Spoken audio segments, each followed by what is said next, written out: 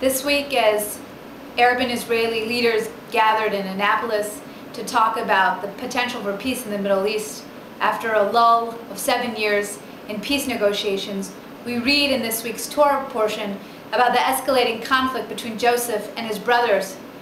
Right before Joseph goes to look for his brothers, finds them, gets thrown in a pit, has his multicolored coat thrown to shreds, is left for dead and sold into slavery, he encounters a man who asks him a simple question: Ma tivakesh? What are you seeking? Joseph answers, my brothers. At the simple level, he's looking for his brothers. But at the deeper level, he's looking for peace and reconciliation in a very difficult relationship.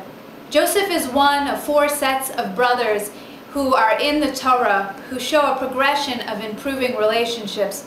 We start with Cain and Abel. That ends in murder. Next we have Ishmael and Isaac. Ishmael's banished, and Isaac and Ishmael only see each other briefly when they bury their father Abraham. In the case of Esau and Jacob, they separate for over 14 years. They reconcile briefly with an embrace. There's an offer to live together, but ultimately they go their separate ways. It's only in the case of Joseph and his brothers that a full reconciliation happens, even after they threw him in a pit.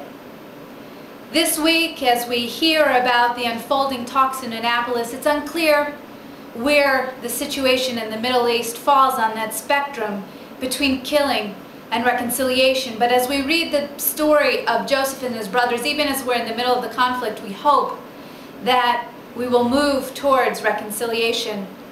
It says in Psalm 34, Bakesh shalom v'radfehu, seek peace and pursue it. The word bakesh is the same word that Joseph was asked by that man, Ma tivakesh, what are you seeking?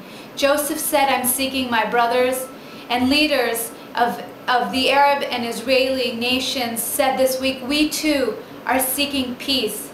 It's our prayer that they will not only seek peace, but they will pursue it.